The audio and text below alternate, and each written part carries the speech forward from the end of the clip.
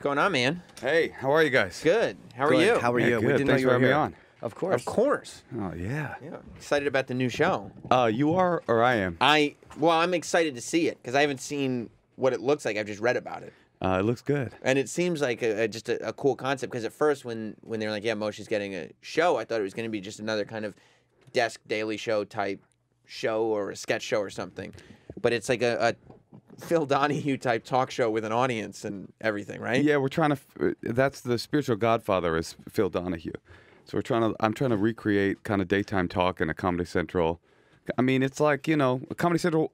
The closest they got was like Tough Crowd, right? It was like real conversation kind of, and so I'm sort of trying to like have some depth come back into conversation on Comedy Central. I mean, I don't know. Yeah. So we go out into the audience and we kind of run around and let people get on camera. Is it going to be with comedians or more just with audience regular? So it's like an expert or two and then a comedian or two. Like we just did How the Internet is Changing Your Brain. And we had this guy, Nicholas Carr, on, the author of The Shallows, How the Internet is Making Us...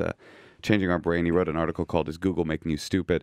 And then Nick Kroll was on, and Baratunde Thurston. So it's sort of a mix of experts and comedians. Yeah, because you got to keep it funny too. I mean, it is comedy. It's hard to like talk about heavy things. It's like, yeah, you got to keep it a little bit. There's got to be a place for people to laugh at it. Yeah, so far so good. I mean, so far it's been funny. Yeah.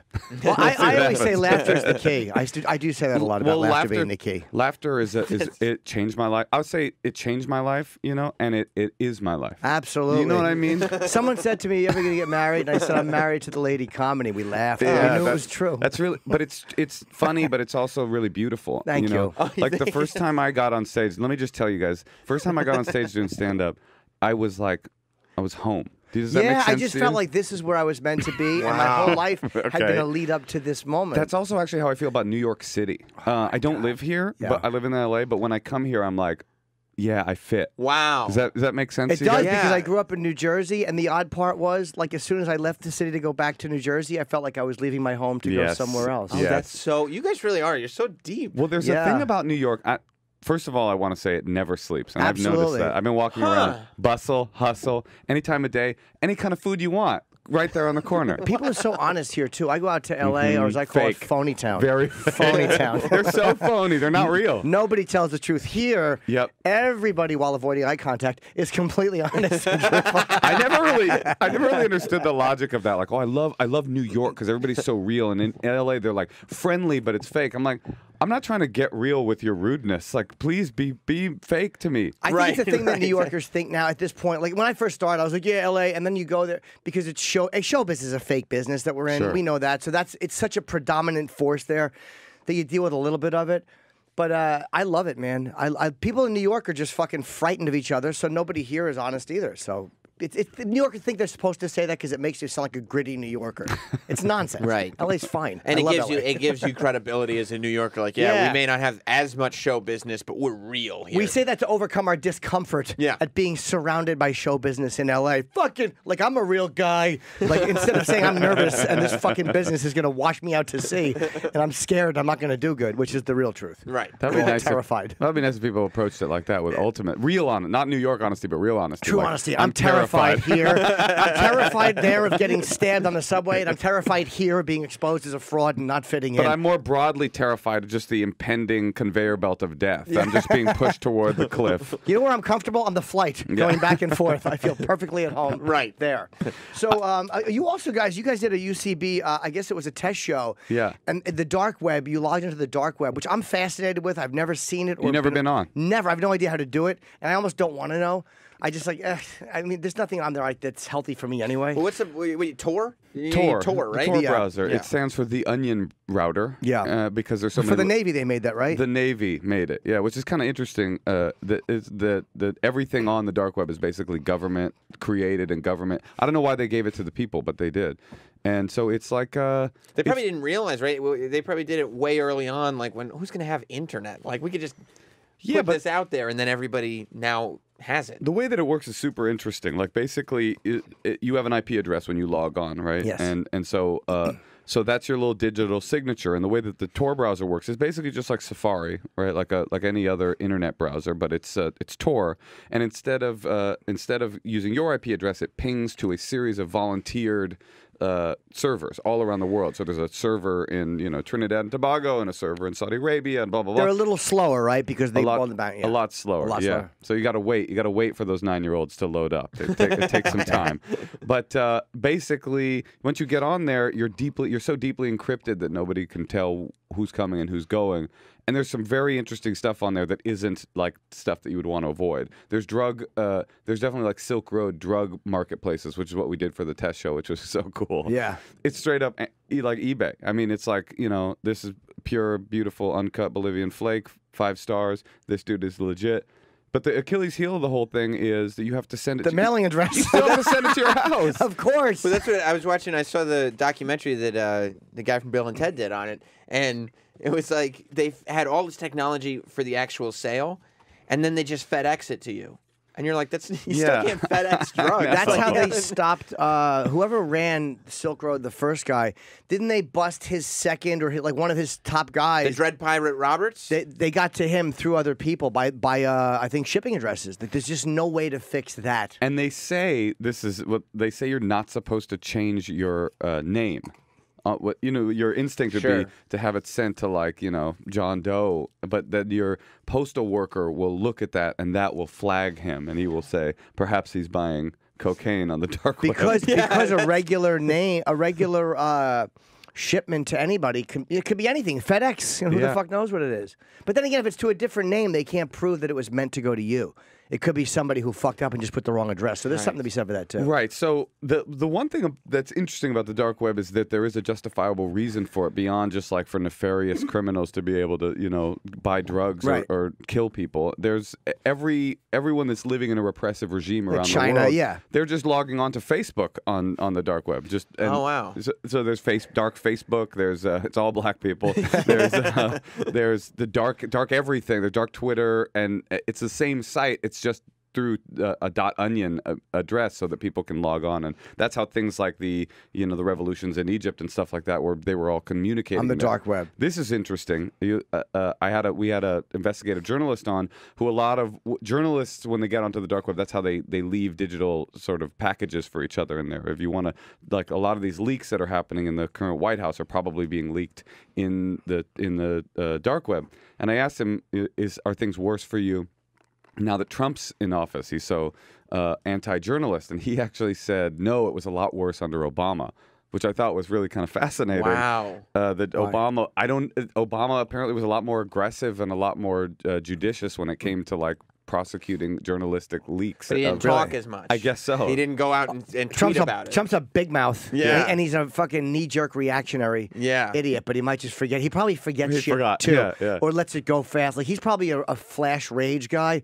Yeah, fucking shoot him. What? Oh, okay. And then next. and then that guy's forgotten, and then he's yelling at someone else for something else. Obama would give you a charismatic smile and then cut your head off. Well, the difference is Obama was an attorney. I mean, he was a fucking Harvard-educated lawyer. So there's a different process of thinking. That's why he took a long time to make moves. He would think every single angle. Where's he's Donald probably a more Trump? Makes guy. He's a TV man that sold big buildings. Yeah. He's the type of guy that walks in a room and actually throws his arms open with no irony. He makes an entrance like Fredo. But everybody probably greets him like Fredo now. This is a good moment for him. Yeah. Everybody's like, hey! Yeah. Best walk-in ever, Fredo. Skips in. So you're what are you covering in the first episode, which airs tomorrow night? Moshe Kasher is promoting Problematic tomorrow, 10 o'clock on Comedy Central, and the Comedy Central app, of course, and ComedyCentral.com. Tomorrow night's first episode is cultural appropriation, a difficult and steep topic, and I'm pretty excited about it. How long is the show? How much time is it? 22 minutes. So you got 22 minutes to get to the bottom of cultural appropriation. It's so crazy. And all these, the taping, I wish I could broadcast this in-studio taping because the conversations obviously go so much further in depth. But I think we did a pretty good job of giving it over. I mean, cultural appropriation is a difficult one because for a number of different reasons. A, it's difficult for me to wrap my brain around, it's an eye roll for me a lot of the time. And so I think what's kind of cool about topics like that really kind of automatically make me make me uncomfortable is that I have to find a way to get underneath the sedimentary layer of the eye roll and get into like what's happening for the person that I'm talking to. So I'm pretty excited. Now, did anybody accuse? How come no one accuses Beyonce of cultural appropriation for the blonde hair? Actually, beyond the blonde hair, there's a great picture of her that I don't know if it made it to broadcast, but we showed Beyonce. It was funny because we were showing all these examples of cultural appropriation, or is this or isn't it, and we would talk about them. And then when everybody's laughing at every example, and then we put up this picture of Beyonce from a Coldplay video in like Desi gear, like Indian stuff with henna tattoos and a veil, and we're like, what about this? And I'm telling you, the crowd of mostly white people went totally silent. They of were course just like, they did. Not the queen. Yeah. She does no wrong. She's like murdering a child. They're like, it's somehow okay. Yeah. Yeah, the problem is usually white people. It's not black people or anything. It's usually white people complaining or feeling guilty or thinking for other people. That to me is the biggest, especially as a comic, the people that get in trouble or the people that get blogged about or scolded. It's always white people scolding white people. White people, white on white scoldings. Yeah. My favorite thing is I'm from Oakland, California, is where I grew up, and there's a huge gentrification problem in Oakland now. But what's great is to see the first generation of gentrifiers come in and scold the second and third generation of gentrifiers, like, you've changed this community. I'm like, I grew up in this community. I do not recall the flaming hula hoop troupe that you represent. Oh, there it is. Yeah, Beyonce in this full. Right, yeah. How is that not cultural appropriation? I don't give a fuck about it. But... I think it is, and I think that's the challenge for people, especially for comedians. It's like it's an automatic. I don't give a fuck about that because it seems on its face and on its surface to be stupid, and so you kind of. I found through researching this stuff, like what it's really about is just it's about a deeper issue, which is just in general. I mean, people taking the cream of black culture, if we're talking about black-white dynamic, and sort of making, like Elvis Presley would be a great example of somebody that came in, dipped out with all of the great parts of black culture and made $1 billion on it. And so I think it's like emotional and not actually about the instance. Does that make sense? Yeah. Right. So that's, I think, what we got into it. It's really not about scolding people and saying, don't do this, here are the rules. It's more about like people just expressing emotional reality for them. So much of that stuff, though, like you have to find terms for it, like cultural appropriation, because that way you can define what this thing is. But it always ends up being that guy's an asshole. Yeah, exactly. It just is what it is. That guy took that from me. That guy.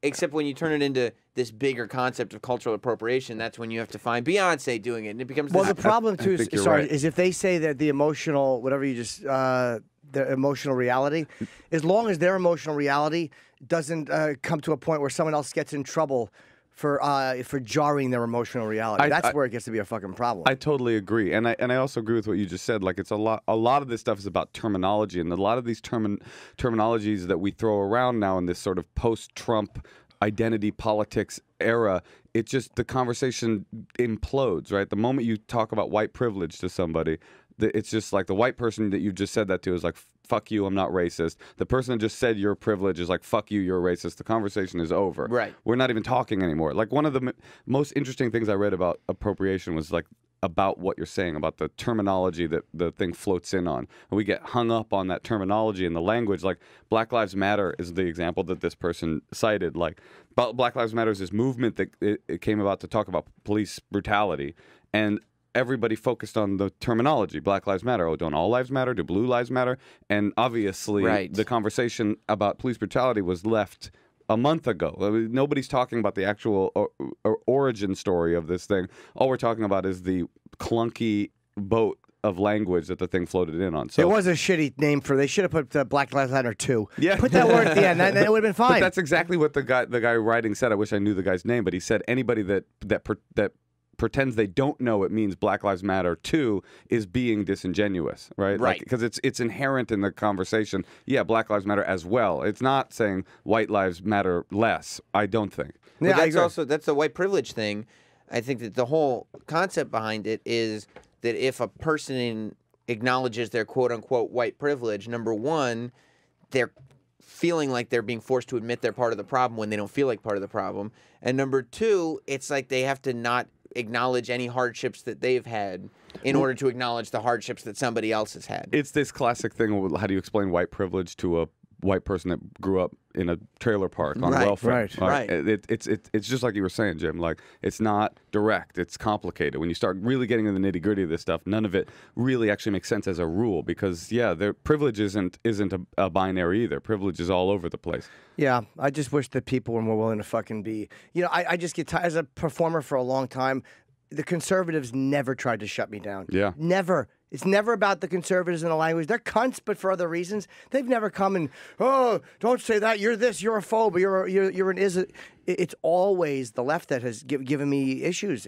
Always. It drives me crazy. I think that's 100% true. I think the left has a serious issue with abandoning their own principles in the name of like whatever their idea of what justice is. They would rather sacrifice the principles of free speech, ACLU level free speech. I mean, the beautiful thing about the ACLU was it was this group of like leftist attorneys that were defending the Klan. Yes, yeah, of that course. was always like the great kind of poetics of it, the ACLU. And I think this idea of like if you disagree with me, you ought to not be able to say the thing you disagree with me about is the weakest intellectual, just flim-flam bullshit. Yeah, Berkeley, like what the fuck? I mean, they've always been real radical, but it's like they just don't want anybody to have an opinion that isn't theirs. Well, it's childish. It seems like the liberal point of view from a lot of liberal people has become this thing where they feel like it's not just a point of view, it's the moral authority on things. Like the reason I feel this way is because it's the right thing, the right way to feel.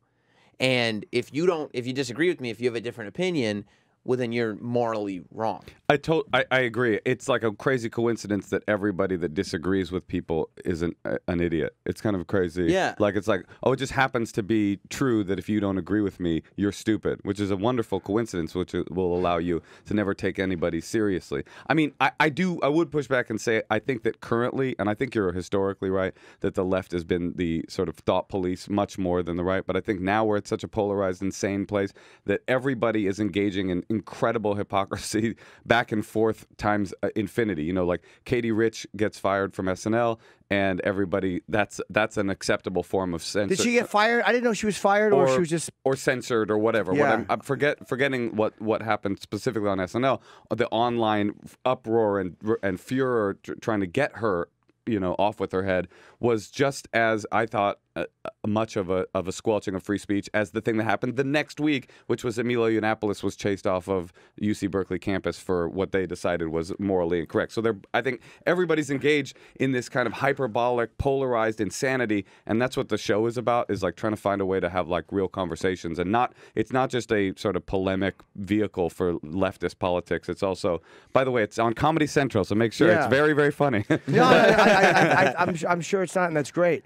Like SNL's thing is they also created a culture where everything to shit on Trump is, which is again fine. It's a comedy show. Katie, by the way, is the SNL writer who got suspended for doing a tweet making a joke about Barron Trump. If you are a real person that really believes in free speech, you should have been kind of aghast at both. It was irritating, yes. But also the Onion had to apologize for that. Whenever there's a kid involved, the thing that they said about the kid, and if an SNL writer had done it about Malia Obama or Sasha Obama, they absolutely would have had the same penalty.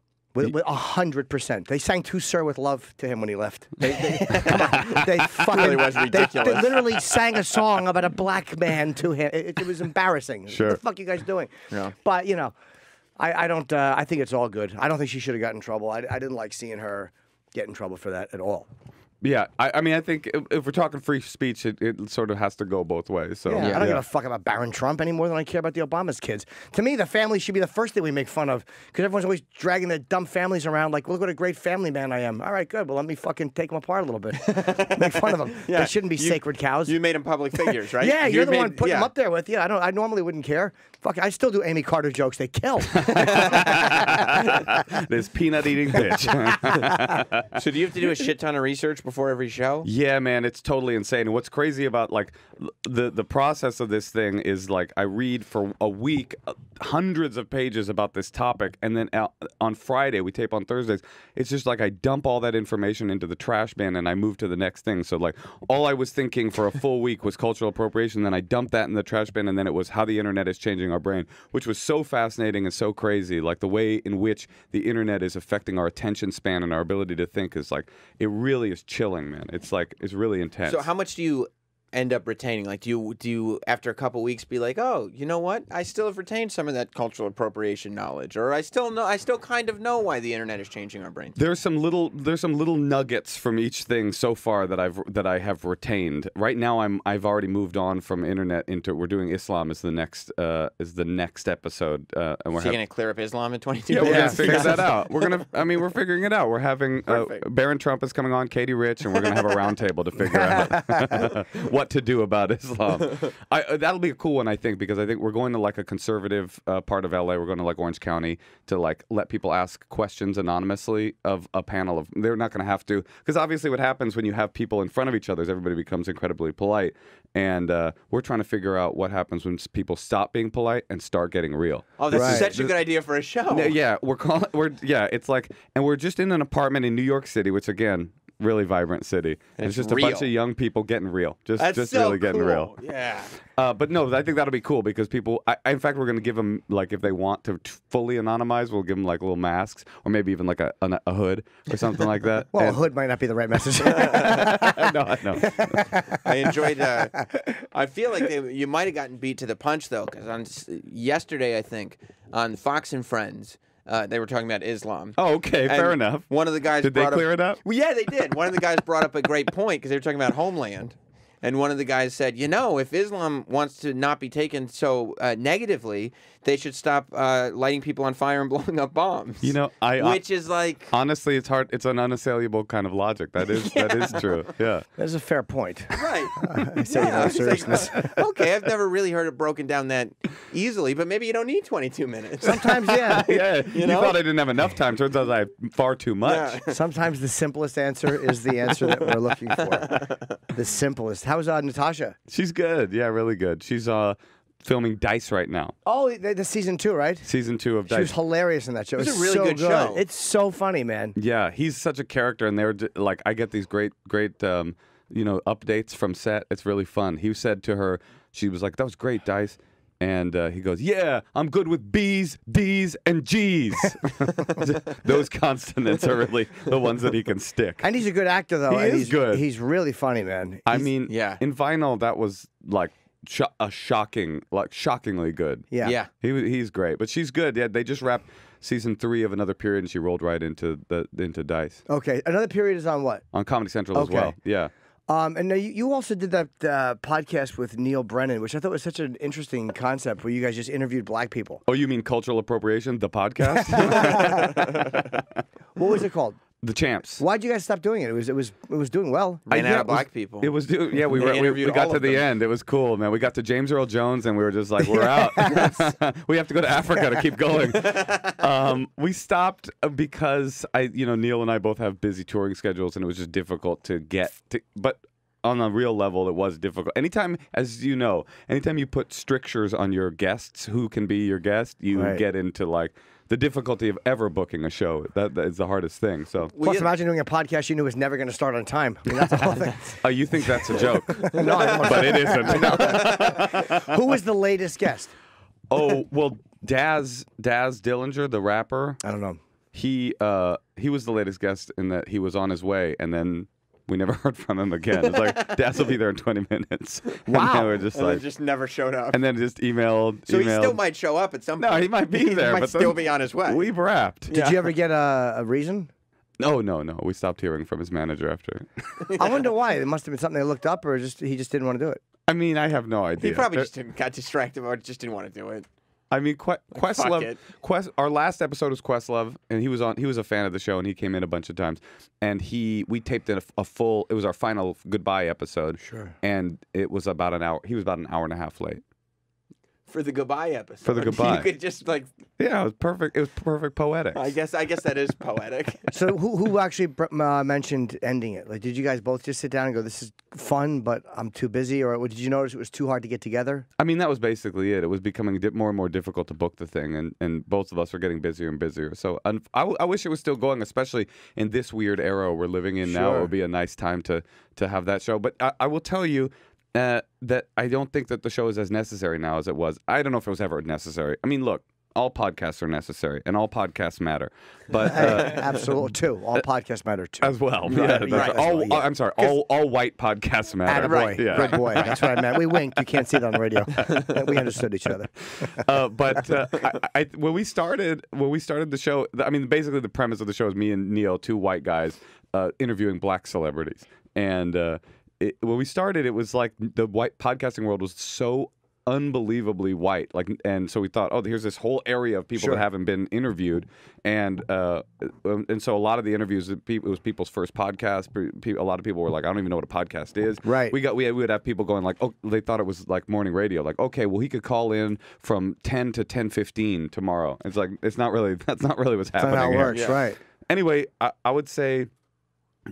I don't know, like 20 people from that show have their own podcast now that they've started their own shows. And I just feel like there's less need for our show. It's being done by a lot of people. Yeah, understandable. By the guests themselves. I mean, they don't, finally, basically what I'm saying is a couple of white guys came in and we saved black podcasts. You were like the NBA. White guy started it and let it. Yeah, right. Absolutely. We're like Dances with Wolves. We came in. You educated the community to what they could be doing. I don't know if you guys are familiar with the movie Avatar, but it's loosely based on Neil Brennan and my podcast. Wow. Yeah, we came in, we sort of saved the Na'vi, and then we let them have podcasting for themselves. I knew the story was familiar. Yeah. Now I'm connecting the dots. Who was your first guest on that? The first guest was actually, I think it was Gerard Carmichael. Oh, okay. But this was a pre-Carmichael show. I think that's right. I think that he was the first guest. That was, and Ian Edwards, I think maybe, both of them together. Ian was good in that movie, The Orange. Tangerine? Tangerine, yeah. Yeah. I got the fruit wrong, ironically, about the trans women in L.A. It was shot on iPhones or something. I just drove by that donut shop. That donut shop was very famous for being Is that on Santa Monica? Yes. Yes, God knows I've been around that block many times. Yeah, I know exactly where it is. You know the corner the donut shop's on. That's why you're pretending you didn't know the name of the movie. It's Orange or something like that. I'm not really sure, to be honest. Banana, yeah. I can't, but... he was good in that. He played the donut shop guy, the donut shop owner or employee or whatever. He was friends with James Ransone, who was the pimp. The movie was good, straight up good. Oh, the White Pimp. Yeah. Yeah. It was a weird film. It was weird. But it was good, though. It was fun. And you've gotten shit, too, man. Like, you're a liberal guy, but you've caught shit from the left, too, from jokes you've done. Cause you're Absolutely. Like, that's why I like Bill Maher, because he's a guy who's very liberal, but he's also not a language cop. Like, he'll make fun of things, and that's all you ask. I don't give a fuck what a guy's politics are. So I like the fact that you do that. Well, I'm a comic. First and foremost, I'm more of a comic than I am a political progressive. Does that because you say that, like, well, obviously, but I feel like, especially since Trump has come on board, there's more and more comedians that have decided they don't need to put their message out with jokes. They just are getting out there and just being political. It's like what Jim, when he brought up SNL, singing Obama out of office, and you're just sitting there waiting for a punchline, and you're like, wait, what are you doing? This isn't... I like the guy, too, but he's a political figure. I call it having a PhD in gut feelings. That's what's going on right now. Yeah. You know what I mean? Just like, I get the general impression that this is the truth. I had a guest on my podcast. I do another podcast now called the Hound Tall Discussion Series, which is sort of loosely what the Comedy Central show came from, where we have an expert on and like three comics riff over it. So it's kind of like a TED Talk meets Mystery Science Theater or whatever. And we had somebody on who wrote the book on peaceful protest, why peaceful protest is more effective than violent protest, and why the if you want to make substantial change, you should be peaceful. Okay, he wrote the book on it, and I swear to God, some of the comics that I had on were like, fielding questions that were clearly you know what I mean? Like the person was like, yes, how do you organize within a community that isn't interested in being organized? And the person was like, I've been on Conan, I can speak to that. Okay, but they weren't kidding? Oh, no. I mean, I was watching a stand-up clip the other day, and I counted 5 applause breaks between an area where they're not only, because comedy's subjective, it's not that it wasn't funny, it was that it wasn't comedy. It was like... It wasn't a joke. There was no area where one would go, oh, here is a laughter point, but I don't find that funny. It was 5 applause breaks between area where one could laugh. Well, sorry. No, please. So what Carlin was so great, because the applause breaks you're talking about, in his specials, sometimes the crowd he would go, okay, and just get to the next, like he didn't want to stop until the bit was over. Right. But like he would hate that when they would clap in the middle of, and Colin always talks about it, because we're not doing it for applause. Late night TV has taught you that applause, wow! All right, well, that was it not funny? You've heard of the phrase clapter? Have you? I have not. Yeah. So that's exactly But I'm what going to appropriate it and use it a lot in this morning show. I and think you annoy can everybody. have it. I believe a white person invented it, so it's all yours. Clapter. It sounds like a combination of laughing and clapping. No way, Come Jim. on. You don't get it. It's a It's a different combination of laughing and clapping. No, it's neat. It's actually not. It's just when a comedian. It's just what you're talking about. When a comedian gets up and makes like a point, like I believe that racism is bad. I would fucking boo that point, by the way. Terrible example. That's booter. Absolutely. That's a Japanese dance form. Boo! But like, it's just like, I mean, it's kind of the same as like what people do on social media now, where the positive reaction just feels so good, and it's easier to get applause than to get laughs. Well, that's the thing is like if you're a comedian, your job is only one thing, and it's to make people laugh. I've always felt like no matter what, I've always felt. Here's what I feel about comedy.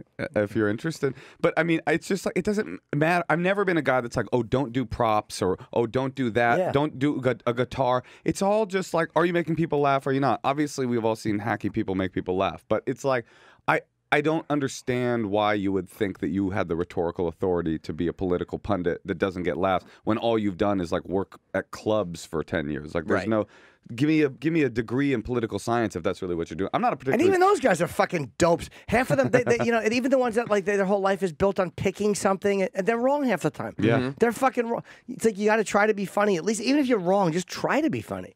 Like a lot of the comics on Twitter, it's like, I get it. We all have strong feelings. But once in a while, pardon the interruption, could you attempt a joke? Even if it's not a great joke, attempt it. I do think people are melting down. And I think it's embarrassing. I think like I give people, I was melting down for a while. And I think like then you get back to like you're on your feet kind of. And yeah, the job of the comedian is to be funny. That's it. Yeah, that's how you get it out. We've all been self-righteous asses. I mean, of course I've done it. Everyone does it sometimes.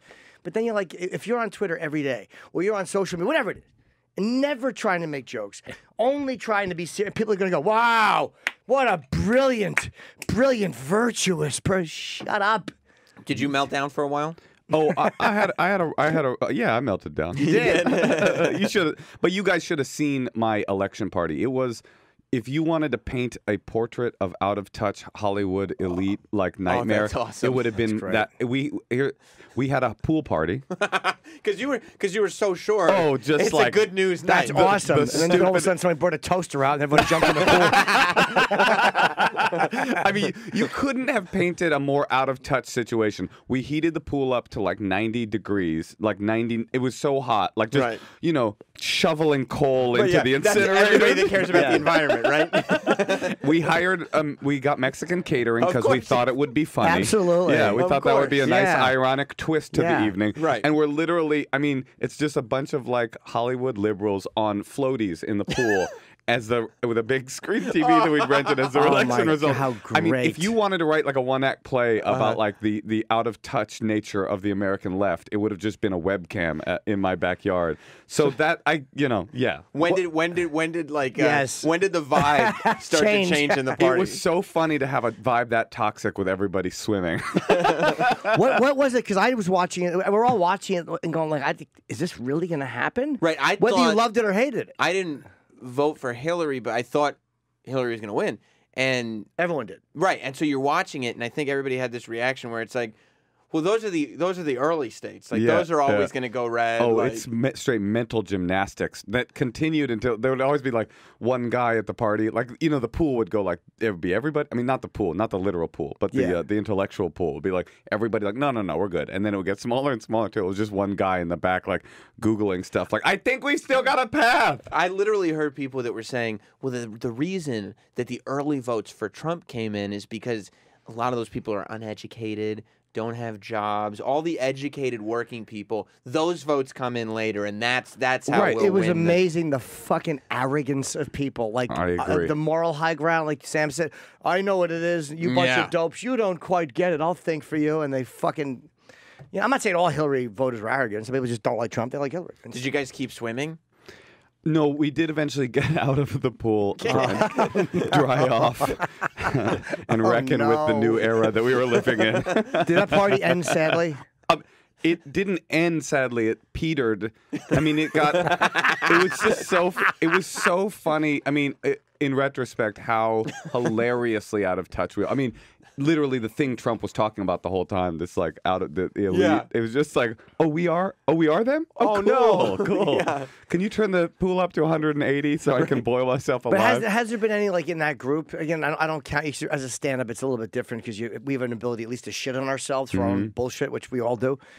But do you think there's been any switch where people are like, maybe we were a little bit like that, and maybe it wasn't just a bunch of Klansmen voting for this guy? Oh, I think anybody on the American left who isn't reckoning with the fact that not only did the Democratic Party do itself an incredible disservice, but also that just in general we've been completely out of touch, focused on. I think that's a non-introspective person. I think that the general conversation that I hear in the American left is that we forgot that we were also beyond being champions of diversity and identity politics. We were also theoretically supposed to be champions of anti-big banking, pro-worker, pro-union, working class people, and they left that behind because of what you're saying. Yeah. The moral high ground isn't enough to win everything. Thinking that you're right about every moral conversation isn't enough because people aren't interested in talking about morality. They want to talk about their job. They Real let life. a billionaire. They let a billionaire convince workers that he cared more about them. He's one of us. A billionaire. Yeah. And you can't blame Trump for that. No. You have to blame the working people's party who left that behind a long time ago. Because why? Because they were courting like celebrities. I mean, straight up, like Yeah. They Thinking had that like Ben Affleck going out there and That saying, guy's "Here's-" good. Yeah, I'm sorry. I That guy's good. I know you're a Don't fan. mention Ben Affleck. I I've know seen you're him a talk fan. about his law. He knows. That guy knows. Yeah. He's That's smart.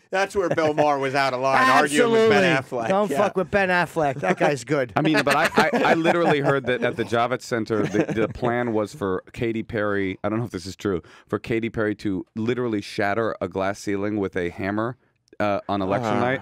And if that's not a like polemic for everything that went wrong, you know what I mean? Like, you know what I'm saying? Like that's where the rubber left the road in terms of reality of the American left. Just like, oh yeah, Katy Perry will just stomp on glass. Katy Perry. You know what I mean? Yeah. Like, Because Katy Perry is the perfect representation because she has not gotten as far as she could have had she been a man. I mean, but it's like it is like incredible how out of touch and out to lunch the American left has been. If anything, I think this could be. My brother said, I was talking to my brother about the election. He was like, if this is what's happening, it means that it is what needed to happen. Something in this country needed to get shaken up. Hopefully, it won't be too terrible before we figure out where we're going. But if we needed to get through this, this is what needed to happen. yeah.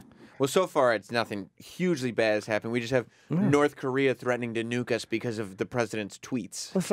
Their bomb worked like my dick normally does. It's good for 30 seconds and finished. But it was a nice show of force, though, Oh, Jim. it sure was. A whole big talk up and then fucking radio silence until you're humiliated. That's what Kim Jong-un is doing right now, just kind of wiping himself off and shuffling off to the bathroom. Yeah. It was humiliating. He said this doesn't normally happen to me. Yeah, well, the Korean dictator is mumbling, I must be tired. Actually, in a weird way, it's you. It's your fault in a weird way. That's embarrassing for them. And Trump is smart on this one. He kept his mouth shut. They said that's he just said he's the interesting. president. Right. There's no comment, which could have been, well, he didn't want to give him the attention, but I think that somebody told him there's a reason that these weapons are not going to work properly. It was like, what are they doing in Well, the Iran? vice president went down there. Well, he's in South Korea. He's in Seoul. Right. He's going to the border town. The TMZ, yeah. TMZ, is it the DMZ. DMZ, sorry. Yeah. He went to TMZ. Yeah, TMZ. Yeah. Harvey, let me tell you what's happening over there. By the way, there would be weirder things that if TMZ got a foreign policy wing. Oh, yeah. I would Plus, believe it. Kim Jong-un, look, everybody says, oh, he's going to do this, he's going to do that. He won't even fucking run over that DMZ. So he's not that crazy. Right. If he was that crazy, he would just mow down, we have 14,000 troops there? Can I ask, does anybody know why we're actually concerned with North Korea? Because we're fucking dopes. Because he does have a nuclear weapon and he's a little unhinged. They got He's nukes. unhinged. He's And I crazy. think that they're afraid that he would nuke South Korea and cause a real problem. And it's also our way to fucking kick China in the dick a little bit, the same way fucking, complaining about, Vietnam was a way to kick Russia. You know what I mean? It's like we just kind of use these smaller countries to beat each other up a little bit. Right. It sort of seems like we refuse ever to learn any foreign policy lesson. We're just like, maybe if we go into another Middle Eastern country, we'll be able to figure out that we'll stabilize that region. It's like that has never worked. No. This guy's good though. I love Kim Jong Un. You gotta love him. He's fucking fun. Big basketball fan. I mean, he's the best. It's just like incredible. You know, his grandfather is worshipped as a god. Yep. He's worshipped as a king, and his father is like a demigod, I guess. Yeah. I mean, it must be pretty cool to be Kim Jong Un. But it's amazing, like, the power that he has, because it translates over here. There are people that are like, the president needs to stop fucking tweeting because he's going to start a war. They're going to nuke us. Or when they're not. John McCain called him a crazy fat kid. He was like, yeah, some crazy fat kid saying this. There were people that were going, McCain can't be saying that stuff because they're going to hear that and they're going to respond with force. And it's like, he guys, won't even fucking march into South Korea. Can we fucking stop with this guy everybody's already? afraid of him. But this is He's a shit talker. He wants money. He wants deals, so he wasn't continue his nuclear program. He's a fucking little fat. He is a little fat kid who's just screaming for attention. There was a part of me that thought, because Trump's got a lot of bluster, I mean, that's his thing, it's just like, I'll talk shit to anybody. There was a part of me that thought maybe Trump is the guy to actually, put him in check. Maybe talking big shit is the trick. Yeah, not being scared. Yeah. Well, they were scared of Reagan. I think it was North Korea, Iran, and Russia that he called, like, they said the axis of evil. Yeah. I think it was those three. It was George Bush. No, it was maybe Reagan said something about them being evil. I know they were scared of Reagan because he used the word evil. And they were like, he frightened them because they're like, when somebody considers you evil, they'll try to wipe you out. But when he used the word evil, it freaked him out. Maybe it was Bush who said axis, but Reagan said something. Because there's no human, like, these are our brothers, these are our fellow people, we got to be, it's like when you're evil, we can afford to just lose them entirely, right? Right. Yeah, they were scared of him, though. Sometimes, what's that? Enemies of freedom?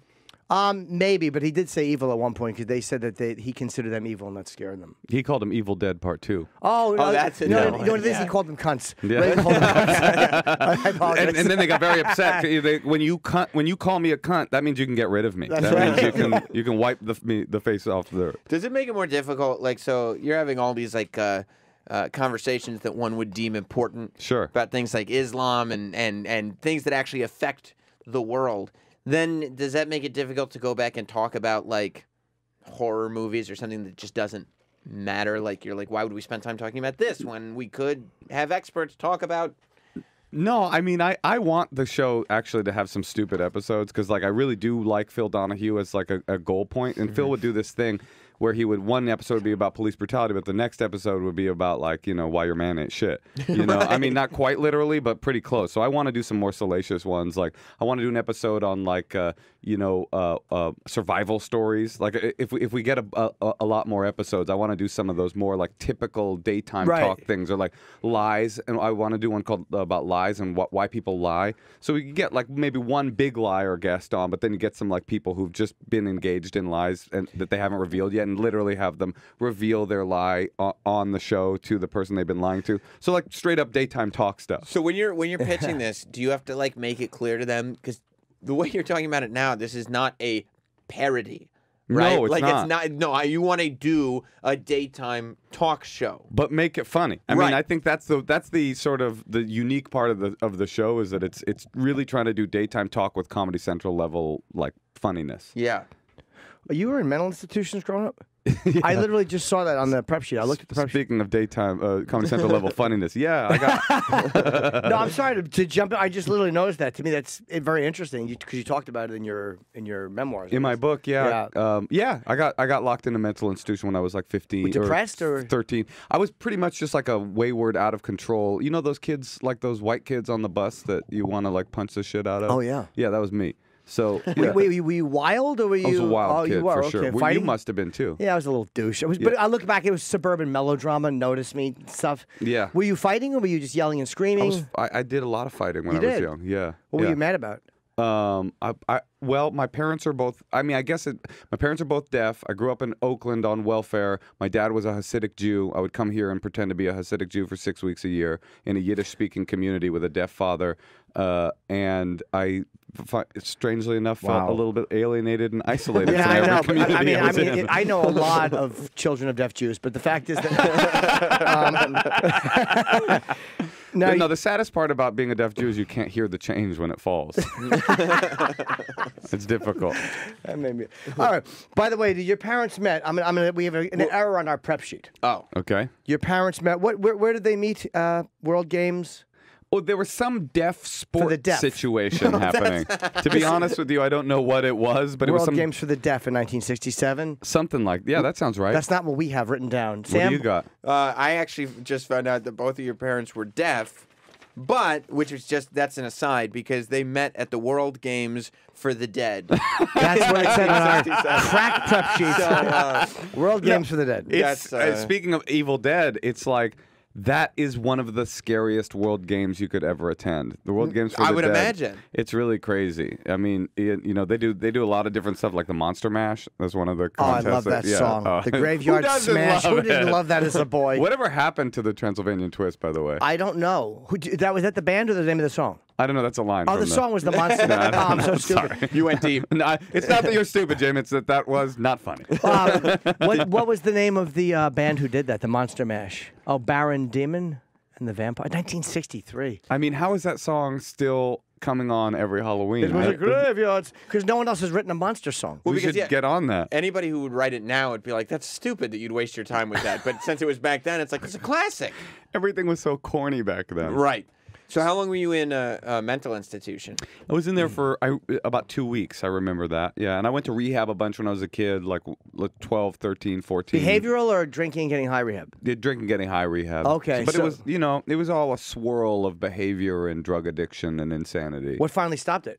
That's a good question. I don't quite have the answer to. I was sort of like skipping along at the bottom, but I was also really young, So it's hard for me in retrospect. I'm 37 now, and I look 27. And You look great. Thank honestly. you so much, I man. thought you were still under 30. I'm like, why is he married at such a young age? But that explains it. Yeah, because I am getting look older. good. Yeah, thank you very much.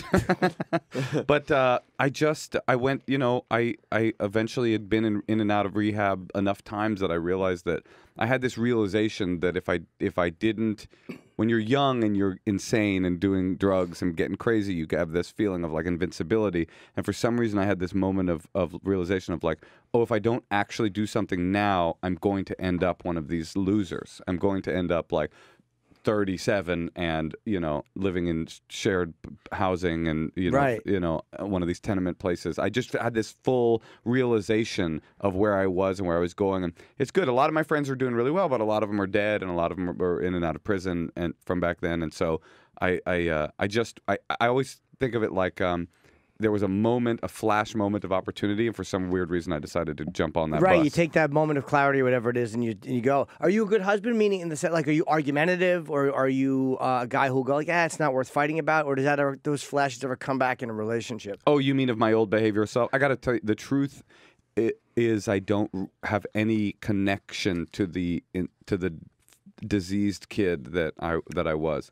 It doesn't feel like me. I mean, I was like apoplectic levels of rage. I would, I went to schools with padded cells in the back of them. I went to, rehab 3 times by the time I was 16. I was dropped out of junior high school. I've been arrested more times than I could count. I've been in more fights than I could possibly count. I've lost 99% of them. And all of that was by the time I was 16. So it's like, I don't feel like that's even really a representative of who I am. So no, I can be a different. That's a different world. It's a different world. For but me. you don't It's feel- a different world. The spinoff from the Cosby Show.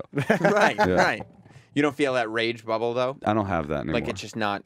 That's in you. no, I don't have that. Did you get no. abused as a kid, even physically, or just any adults fucking do anything they shouldn't have done? No, I mean a couple cops fucked me. Oh, but, cool. No, As long as they're both at the same time and both mouth and ass at the same time, it's funny. You feel protected. I mean honestly, yeah, I was raped by a couple of cops, but I don't feel like that was abuse. I don't know. Does that Absolutely make not. sense to you? Hey, Yeah. look, it kept you out of jail. Yeah, exactly. Exactly. For your own good. They did you a favor. Absolutely. No, I don't know what happened to me. I mean, I truly think, like with the hindsight of adulthood, I think really what happened is that I was born into these like split identities. I mean, literally, like my parents were deaf, and I was in all black schools, and then 6 weeks a year I was in Seagate here in New York, and in a totally Hasidic Satmar community, and just like I never was like my empowered in myself. And so when you're young, always a costume, almost like being this exactly. or being that. Yeah. So what did you do in an all-black school? That's a tough, for a white kid to go. What did you do to fit in? I mean, did you assimilate like culturally, or did you rebel and fight, or did you try to? What was your way of doing it? Well, there's basically three things that white people could do in Oakland public schools at that time. You could either try to be like invisible. You could become black, or you could just become a separate, like, bad white boy. And we kind of became a mixture of becoming black and bad white boy. I mean, we were sort of like, I remember my fondest memory is when this black girl looked at me and she was like, "That white boy crazy." And I was like, "Thank you so much." Yeah. Thank you. I truly do appreciate that. One of the first times I ever realized it was like racial differences. There was a black girl who I was kind of, we were just talking a little. Maybe we were juniors in high school, we were sophomores. And I forget, she was talking about something racial, and I had never seen any of it. And I remember going, "Well, yeah, my dad worked hard for what he had." I forget. She's like, "I don't care." It was such a weird moment. We were on the phone. I'm like, all of a sudden we're having an argument, and I'm like, I'm defending this position. And I'm like, why? It didn't even occur to me, but it just felt weird. Like, what the fuck is happening? Yeah, it's weird how that stuff you start to realize people don't see things the same way. It's usually with a girl you're trying to fuck. At least for me it was. I did never fuck the girl, by the way. I think that is true. It's like, I think that if anything, I don't want to go back into the election, but if anything the election did is it removed the illusion layer from everybody thinking we were living in the same reality. We just aren't living in the same reality. It's almost like you, as a kid, you think that everybody just shares your experience. Yep. And then you kind of learn that that's not it. And then when you're an adult, you can fall right back into that thing of like, no, I get the world now, and this is the world for everybody. And maybe it takes something like that to just shake you up and be like, no. I think you're right. Like, as you get older, when you're a kid, you're learning all this stuff, and then when you get to a certain age, your worldview calcifies. And you can see that on, like, Facebook. I mean, that's one of the things that I learned. I've been learning a lot about in this Internet Changing Your Brain episode. Is one of the main thing that Facebook and these other tech companies need is your eyes on their software at all times. And so they have behavioral psychologists and analysts who work for them to find the right algorithm to make sure that you look at Facebook as much as you possibly can. And the way that they keep you in is not by challenging your worldview. They don't want you to read an article and go, "Oh, that makes me angry. I don't want to see that." So what ends up happening is they give you what they think you want. And then what ends up happening is 6 months, 2 years later, you're scrolling through a reality that you think is a real world because it's all that you see, but it's actually a fake world that's been tailored directly for you. What a good point. Wow, that's great. Yeah. And it's true. You get into that's why people go, the left are totally crazy lunatics that want to bring Bolshevik communism to America, and then the left can look at the right. The right is everyone's a Nazi. The whole world are Nazis. It's because all they're ever being given, article-wise or video-wise, is pictures and footage of Nazis and pictures and footage of Bolsheviks. And so, anything that doesn't go hand in hand with that is deemed fake news by both sides. Right. It's bullshit. It's exactly. Fake. And because it agrees with them, they're going to click it, and they're going to read it, and it's going to feel good because I'm smart. Validated. I knew it. It'll exactly. I knew it. It'll superimpose your already existing view of the world. And so by the time you get really far into that, there's no getting to you. That's why I want to do the show. It's not to push my political agenda. I'm a leftist, and I'm thrilled to be one. But I also don't think that people that don't agree with me don't have the right to have a conversation with me. So that is the purpose of the show. And it's not just political. It's also mostly just to make people laugh. Which is funny though, because you know that anybody that knows that you're that you're left leaning, there's already going to be a huge number of people that are like, I'm not going to watch that bullshit. Fuck or this guy. Even Comedy Central that is obviously left-leaning. Sure, it's like, I'm going to watch a show on Comedy Central. Right, but the one thing I will say is, like, I have decided not to make this show overtly political. I mean, and I think part of that is because Trump, they're doing a Trump show, and they have the Daily Show, and there's John Oliver, and there's Samantha Bee. It's like, this show's already being made, and it's being made well, and also Trump is the president, so it didn't quite work, right? So I'm not interested in having Donald Trump be my editor-in-chief deciding what stuff we talk about. I want to talk about, like, the stuff that's on the surface, like on the the tectonic plates that the politics live on top of. I want to talk about that stuff. Sure. So you were going to be a rabbi? No, I wasn't. Oh, no. It says here in the thing. Oh, your brother's a rabbi. My brother is a rabbi. Most considered being a college professor. Sorry, in Jewish history. Do you know Modi? Yes, I do know Modi. Does these. I'm fascinated with these gigs that Modi does because he was going to be a rabbi, and I think. Modi's a man so Jewish you would know it if he called you. Yeah, absolutely. I always said, like, you wouldn't know if I called you. If he called you, you'd be like, I'm speaking to a Jew. Yeah, I got that when he texted me. He does these gigs that Elon, I think Elon Gold can do them too. Yeah. Really, really hardcore Jewish gigs, for lack of a better description, where it's like men on one side, women on the other. And he fucking murders. And there's like almost nobody can do these gigs other than Modi. And I'm so fascinated with that world because it's a world that I cannot live in at all. It's a world I couldn't survive in comedically. Oh, yeah. I could do 5 minutes in front of that audience before I started bombing. Oh, no, me if too. That. Me too, by the way. And I grew up with them, you know. I mean, there's actually a story about Elon Gold. I mean, I don't know if it's a good story, but it's a story that I think it represents what we were talking about earlier, why it's more important for me to be funny than it is for me to be politically accurate. You know, it's like, I do a lot of jokes making fun of my Hasidic family and making fun of Jews and stuff like that. So Elon came up to me at a party once, and he was like, "Hey, nice to meet you," blah blah blah. And then he just started talking to me as if I was an atheist and I wasn't. I hated Judaism, and it was just like this. He just decided that was true based on me making fun of this thing, which I thought was really interesting because I'm like. I mean, I don't know if I'm an atheist or not, but I'm certainly not anti. I love being Jewish. I'm not eating bread right now because of the Jewish sort of. I'm not eating for other reasons, but remind me off camera to tell you it's fascinating my diet. But you know what I'm saying? Like I thought in that moment, like because I've made fun of this thing, there was an assumption made that I reject or hate this thing. I don't hate it. If I didn't make fun of it, I would hate it. I'm more likely to ignore a thing and not make fun of it if it does drive me crazy and I don't want. You know what I'm saying? Absolutely. So that's, to me, the job of the comic is that if I wasn't making fun of my own life and my own religion and my own reality, then what kind of comedian would I even be? Yeah, I mean, I always say, people say to me all the time, Jim, what's your process? And I'll go, it starts at home. And I point at me. But it is it is the best thing to make fun of is your own life. But I did think that was an interesting idea that if you make fun of a thing, the assumption would be, and this was even from a comic, a very funny comic, that he just assumed I hated Judaism because I talk so much shit about it. It's like, well, that's our job, is talking shit. Well, people get very, very crazy. Okay, cool. People get very crazy when it's something that they don't like. Like after Trevor, when he got the Daily Show and all those Trevor Noah. Those gigs, all those things came out about his old tweets. Sure. And I just couldn't for the life of me understand people's anger at him. And I remember being on Twitter about it because I defended him. And on Twitter, I think Harry Shearer responded to Penn Jillette, but he had me in his mentions. Oh, no, he just didn't get it. Or like me, I didn't get it because I defend. And it's like, as a guy who's made a living with humor for your entire adult life, you're fucking all of a sudden now what he said is wrong, but what you've been doing is just parody and okay.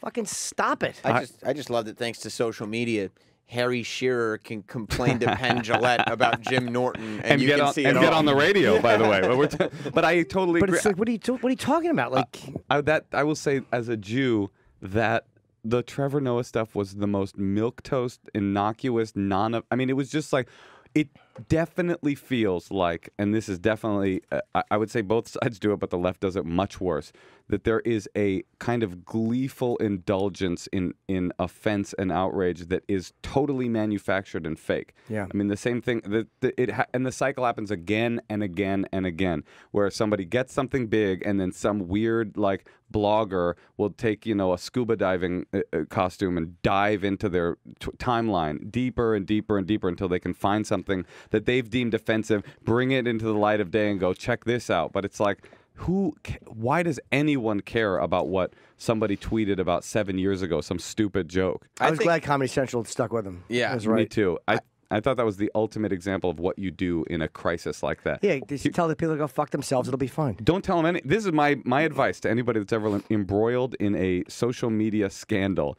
is go camping. Just leave town. Just turn your fucking computer off and check back in 2 weeks because they'll be mad at somebody else. O'Reilly, perfect example. I think he's still on vacation. Yeah, he's on vacation for 2 weeks. Okay, I think now we didn't know if that was the company going, you're taking a vacation, right? Because we're thinking of firing you, or is that his crisis management going, look, other stuff has happened, Syria's happened, this happened, take the break, shut up, go away. If Bill O'Reilly, who is the most hated man by the left, probably in all news media, if he went away for 3 months, and came back, no one would remember why he left. That's how short our attention spans are. But is it like, it's funny how they do hate him, but there's a lot more unreasonable conservatives than O'Reilly. Like, there's a lot more hardcore. Yeah, but they don't have as big of an audience That's as true. O'Reilly. And he's good. I mean, that is a problem, right? When somebody is skilled at what they do, I mean, he's difficult. I think that is part of it. He's rhetorically powerful, and people also really like to pull somebody down off a big throne. Knock him off their high horse. That's actually a great way to phrase it. Thank you, buddy. Did you make that up? I did. That's cool. That's Nah, really all cool. kidding aside, other people have said that. Oh, good. Give him credit. Thanks for getting real, man. And that's what my show's all about. Getting real. Getting real. Well, I'm actually doing a podcast, GETTIN' real. Oh, it's only black guests. REEL. It's about movies. Oh, it's movies. Yeah, Great. yeah. Clever. So New York of you, by the way. So Yeah. New York. That's why people know you're a New York comic. Real big appler. I'm doing one called Jet and Reel, and it's all about the movies you watch on airplanes. That's great. Isn't that cool? And what they leave out. Yeah, right. And that's offensive. Yeah, censorship. Fuck that. I think that people like, bullying has become such a bad thing. But I think that humans have this thing inside them that they have to bully something. It's fun. And so this, like, when people start going through Twitter accounts and trying to find ways to get somebody in trouble, that's what it is. Like, you're allowed to bully somebody if they're looked at as morally evil or a villain, or like I catch you doing something that is universally accepted as wrong. Then we can all jump on that thing. So I almost feel like people are waiting to find out, okay, no, bullying is wrong. So who's the bad guy today that we can jump on board and attack him and get this energy out of me? I mean, I can't quite understand why everybody wants to be pissed off so much. It seems, I mean, literally, if you're going through someone's tweets looking for something problematic, the new show on Comedy Central debuts on Tuesday. Very, very good. Thank you so much. Yeah. But what is it that you're actually doing? You're literally looking. Like, she didn't. The people that go through these Twitter accounts, they don't start with the offensive tweet. Right. They look for it. So they're literally like, I feel fine. I don't mind this person. Let me see if I can find something that makes me mind this. Let person. me see if I can get them. Right. That's all it is. I have a desire to get someone. This guy is probably gettable. Let me see if I can. Also, have you ever noticed that no one's ever gone after like the roast battle? You know, right? Can't. Because it's overtly they're going like, oh, we're racist or we're offensive. You know, that's what we're doing here. So that's not a fun target because they can't get you. Right. They can't. They're not an interesting target because what are you going to do? Oh, there was a racist joke on the roast battle last night. It's like, yeah, right. You mean the roast battle? So they'd rather go after somebody that's somebody like me, right? Who's like portraying themselves as this like, oh, I'm a progressive thinker, and then they will grab something and drop that at your feet because they're actually trying to just be offended and destroy people. But people also want to, they want the credit that successful people get. Like, I want to know that I'm smart too and I'm succeeding at something too. And it's not fair that he's getting right now, whether it's they read an article that says, oh, this is the new young comic, or here's Trevor Noah, he's going to be hosting The Daily Show. Well, he's not so great. I'm sure he's not so great. He shouldn't be doing this. I am going to add to my depth by being pissed at something. That makes me a person. Yes, and it's also a feeling of moving the needle a little bit. Like anytime you get something done, because it feels like, it's like I talk on the radio and I do stand-up and I feel like I don't matter. Somebody who just fucking, if you're driving a truck, no, I know that, but I don't like to feel that way. I like to delude myself. But I know people listen when I talk because it's a fucking oral medium. But people who don't have that, that's how frustrating. An oral medium is somebody that can tell what it would be like to suck your dick. Oh, yes. I see. Great The fact that I said ejaculation. oral medium, I could actually hear Colin Quinn going, oof. He calls in. Really stupid, an oral medium. No, I think you're right. It's frustrating because no one feels like I don't feel like I weigh in. Everyone wants to weigh in and be heard. Well, the internet has created this reality where everybody feels like not only can they weigh in, but they should weigh in. By the way, they can. It's interesting that some random idiot can tweet at you and you will read it. You know, you will read that tweet and go, if they say, Jim sucks, it'll somehow get to you. Please, And you the internet would eat them alive if they said that. Nobody would buy it. But you know what I mean? Like, why? Oh, yeah. Why is some weird person on Twitter able to get to Brad Pitt? Right. Like that's what's happened. It's the great equalizer. Who Yeah. the fuck is Brad Pitt? Just a guy with smelly underarms, from what I hear. Who fucks Is hot that girl? right? I've heard that. I hope it's true. I hope it's true. Go back. Let's get on our research and be like, do you really want to hire an actor whose pits stink? Sure, he's the most famous actor in Hollywood and the most beautiful man alive, but guess what? His armpits don't smell good. Yeah, that's what I've heard. Yeah. It's probably a lie. We got to wrap. That's great. Well, Moshe Kasher, the show is called Problematic. It premieres tomorrow at 10 o'clock on Comedy Central. And you can get it on cc.com, of course, or the Comedy Central app.